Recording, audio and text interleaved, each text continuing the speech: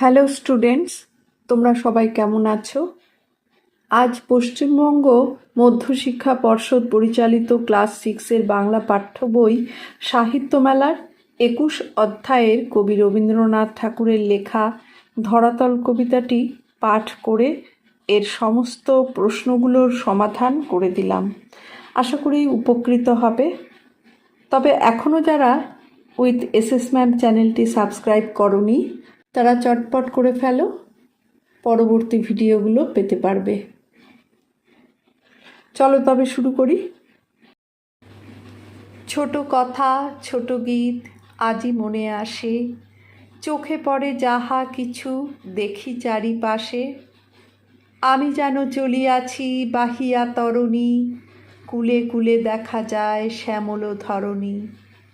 সবই বলে যাই যাই নিমেষে নিমেষে, ক্ষণকাল দেখি বলে দেখি ভালোবেসে।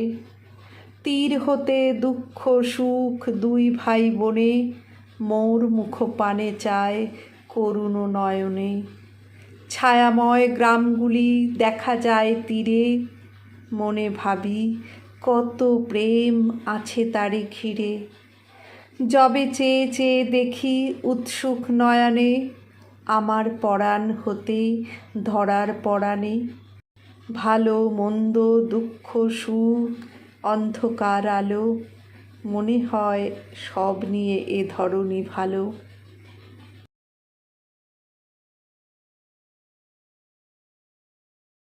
রবীন্দ্রনাথ ঠাকুর 1861 সালে জন্ম, 1941 সালে উনি পরলোক গমন করেন। জন্ম কলকাতা জোড়াসাঁকোর ঠাকুরবাড়িতে। ঠাকুরবাড়ি থেকে প্রকাশিত ভারতীয় বালক পত্রিকায় নিয়মিত লিখতেন। কথা কাহিনী, সহজ পাঠ, রাজর্ষি, ছেলেবেলা, শিশু, শিশু ভোলানাথ, হাস্যকৌতুক, ডাকঘর প্রভৃতি রচনা শিশু ও কিশোর মনকে আলোড়িত করে। দীর্ঘ জীবনে অজস্র কবিতা, গান, ছোট গল্প, উপন্যাস, প্রবন্ধ লিখেছেন, ছবি এঁকেছেন। 1913 সালে সং অফারিংসের জন্যে এশিয়ার মধ্যে তিনি প্রথম নোবেল পুরস্কার পান। দুটি স্বাধীন রাষ্ট্র ভারত ও বাংলাদেশের জাতীয় সঙ্গীত তার রচনা। পাঠ্য কবিতাটি তার চৈতালি নামক কাব্যগ্রন্থ থেকে নেওয়া। একের দাগের প্রশ্নটি হলো, কবি রবীন্দ্রনাথের লেখা একটি গীতিনাট্যের নাম লেখো। উত্তর লিখবে, কবি রবীন্দ্রনাথের লেখা একটি গীতিনাট্যের নাম হলো সাতমোচন। 1-2, তোমাদের পাঠ্য কবিতাটি তার কোন কাব্যগ্রন্থ থেকে নেওয়া? উত্তরে হবে তার পাঠ্য কবিতাটি তার চৈতালি কাব্যগ্রন্থ থেকে নেওয়া। 2-এর দাগের প্রশ্নটি নিচের প্রশ্নগুলোর একটি বাক্যে উত্তর লেখো। 2-1, কবির মনে আজ কি ভাবনা এসেছে? কবির মনে আজ ছোট কথা ছোট গীত মনে এসেছে। 2-2, যেতে যেতে নদী তীরে কবির চোখে কোন দৃশ্য ধরা পড়েছে? যেতে যেতে নদী তীরে কবির চোখে ধরণীর শ্যামলিমা ধরা পড়েছে। 2-3, সবাই প্রতি মুহূর্তে কি কথা বলছে? উত্তর লিখবে, সবাই প্রতি মুহূর্তে যাই যাই বলছে। 2-4, যা কিছু দেখেন তাকেই কবি ভালোবাসেন কেন? কবি যা কিছু দেখেন তাকেই কবি ভালোবাসেন কারণ কবি সেটা খুব অল্প সময়ের জন্য দেখেন। 2-5, কবি কাদের ভাই বোনের সঙ্গে তুলনা করেছেন? উত্তর হবে, কবি সুখ দুঃখকে ভাই বোনের সঙ্গে তুলনা করেছেন। 2-6, গ্রামগুলি দেখে কবির কি মনে হয়েছে? উত্তর লিখবে, গ্রামগুলো দেখে কবি ভাবেন যে গ্রামগুলোকে ঘিরে কতই না প্রেম জড়িয়ে রয়েছে। 2-7, পৃথিবীর দিকে তাকালে কবির কি মনে হয়? উত্তর হবে, পৃথিবীর দিকে তাকালে কবির মনে হয় ভালো মন্দ, সুখ দুঃখ, আলো অন্ধকার সব কিছু নিয়েই পৃথিবী সুন্দর। 3-এর দাগের প্রশ্নটি, নিচের বিশেষ্যগুলোকে বিশেষণ এবং বিশেষণগুলোকে বিশেষে রূপান্তরিত করো। শ্যামল, শ্যামল হলো বিশেষ্য, বিশেষণ হবে শ্যামলিমা। দুঃখ হলো বিশেষ্য, দুঃখিত হবে বিশেষণ। সুখ হলো বিশেষ্য আর সুখী হলো বিশেষণ। করুণ হলো বিশেষ্য আর করুণাময় হলো বিশেষণ। ছায়া হলো বিশেষ্য, ছায়াময় হলো বিশেষণ। গ্রাম হলো বিশেষ্য, গ্রাম্য হলো বিশেষণ। ঔৎসুক্য হলো বিশেষ্য আর উৎসুক হলো বিশেষণ।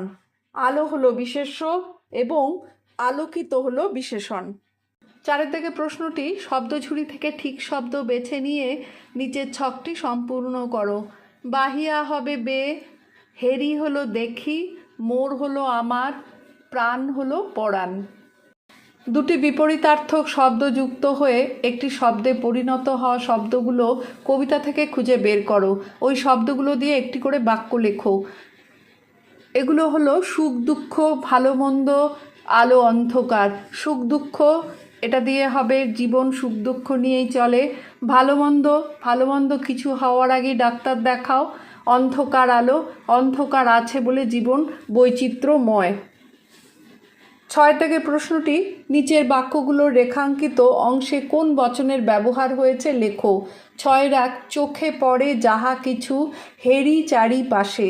এখানে যাহা কিছু হলো বহু বচন। 6-2 কুলে কুলে দেখা যায় শ্যামল ধরণী।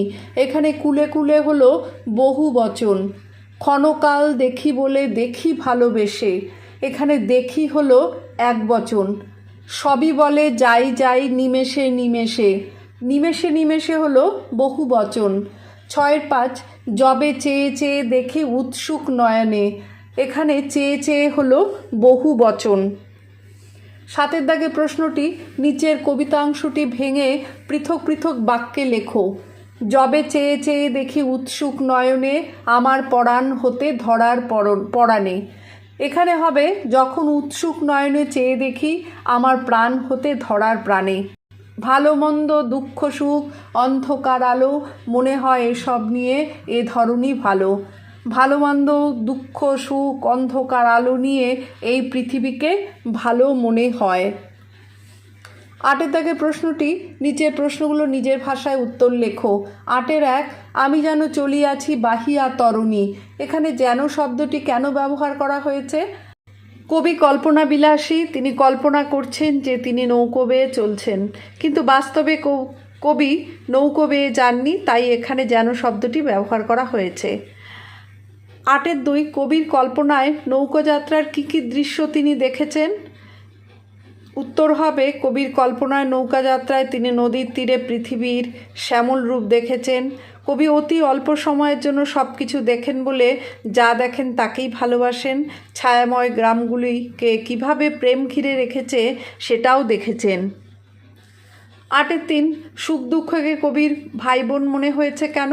সুখ দুঃখকে কবির ভাই বোন মনে হয়েছে তার কারণ এই বাস্তব পৃথিবীতে ভাই বোনের সহাবস্থান পাশাপাশি। ভাই বোন মিলেমিশে পাশাপাশি বাস করে। আবার সুখ ও দুঃখ নিয়ে এই পৃথিবী, সুখের পাশাপাশি দুঃখ অবস্থান করে।